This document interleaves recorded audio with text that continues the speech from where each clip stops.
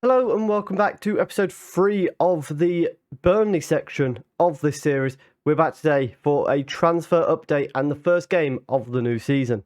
So as you know, at the end of the last season, we just missed out on the playoffs. Unfortunately, in the final game of the season, final 2 game, we kind of bottled it after some phenomenal form that put us into that position to be even challenging. And the summer has been a summer of change here at Burnley.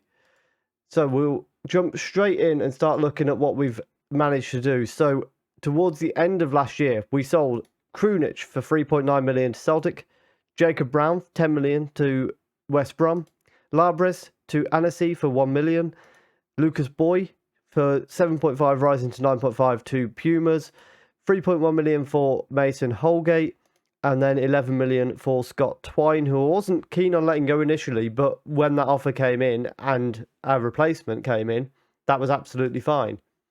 We then got £8 million for Cassius, 2.9 for Cullen, 1.2 for McIntyre, and then Luke Cook, unfortunately, has left us. I actually wanted to keep him, but he wasn't happy, so I let him go. He went to Oxford, so at least we've strengthened the team that we like. Now on to the incoming players. Figueroa, I think I mentioned, we had a 5 million option to buy. We did not take it. So first of all, we bought in a few youth players in Kelly, Brock, Crammond, and Badby. None of them are really going to be featuring just yet. They're youth players who are ready to come through. Then we move into the players that are going to be featuring. Rico Lewis is the first one. He came in for £12 million, 6 million rising up from Brighton. He played 28 games in their promotion season that they've just had. In fact, I think they missed out on promotion in the playoffs. However, he had a very good season for them, and he's joined us pretty cheap, considering we got a lot of money for our right backs. We then bought in Mandy Collins. I think this might be our most expensive player. He came in from Newcastle, £17 million, but what a player to bring in. I've got no doubt he's going to be a phenomenal centre-back for us this year. We then bought in Zidane Iqbal on a free from Manchester United. Joe Gelhardt from Leeds on a free transfer as well.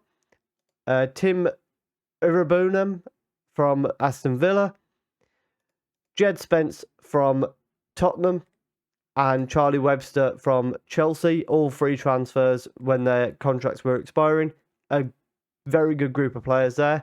We then, because we didn't get the 5 million for Figueroa, we went and bought Emre Belgin from Besiktas, 2.3 million. Already as good as Figueroa, the same potential, but also a few years younger, which is very nice. And hopefully he can be a solid player for us for a few years. Also cheaper. We then bought in Juan Eugenio Pureta from Newcastle, £7 million for him, and he didn't do a lot for Newcastle last year, but at the end of the day, a new signing for us. He's got some very good stats, and hopefully he's going to be another very good player for us moving forward. And finally, we bought in Dario Sarmentio from Manchester City, £4.9 million.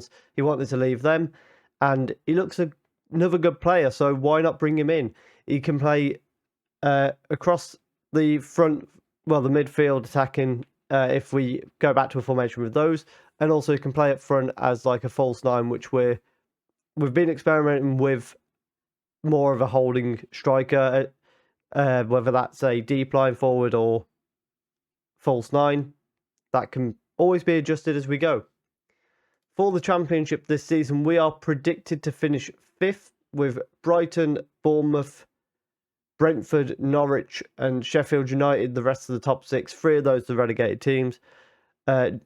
Oxford, just for your update, are predicted to finish 21st. Hopefully they can outperform that. Would be nice if they can stay in the league. And yeah, a pretty good set of transfers for us, I would say. We've been disappointing in pre-season, but at the end of the day, it was mainly about fitness, so I'm not too fussed. We've got Sunderland to open the season today, and we've also, as I say, promoted. We've got a huge squad at the minute. There's a lot of youngsters in here. I don't know exactly how we're going to be looking at squad rotation as of yet, but some of them we're probably going to make available for our under 21s and things like that. And overall, I think the squad that we've got the depth to hopefully go through this season. And that is everything to cover. So let's get straight into the game against Sunderland. We've got Bilgin in goal, a back four of Lewis, Bevis, Collins and Hackett, a midfield four of Churlinov, Kartsev, Aribo and Bidace, and then up front we've got Gelhardt and Malpay. As I say, there's a lot of players here. We might actually look at selling Traore, in truth, because of how many players we've now got to play up front. I'm going to review that as we go through the next few weeks of the season. First highlight here is a Sunderland throw-in. They play the ball inside, but Churlinov got a good footing to send them backwards. Ballard plays it out for them. Bidace can't get hit to his man. There's a shot there, but easy for Bilgin to make the save. And he then goes long upfield towards Gelhardt, who doesn't win the header. It's only down to Aribo, though. Bidace with a chance here. Gets a shot off and sends it over the bar. Throw in for Sunderland again.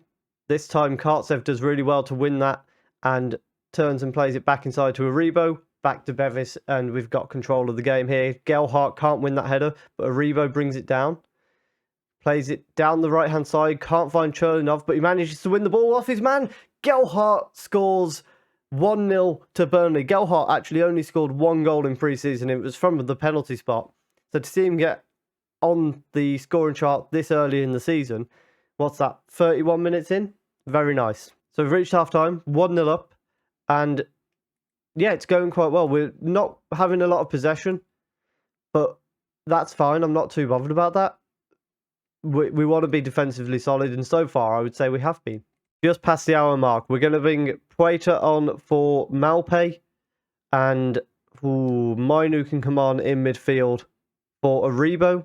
Churlinov on the ball, gets tackled by Rekka, and Hernandez takes it for Sunderland. It's back, ball through towards Edvardson, gets a shot off and just about sends it wide.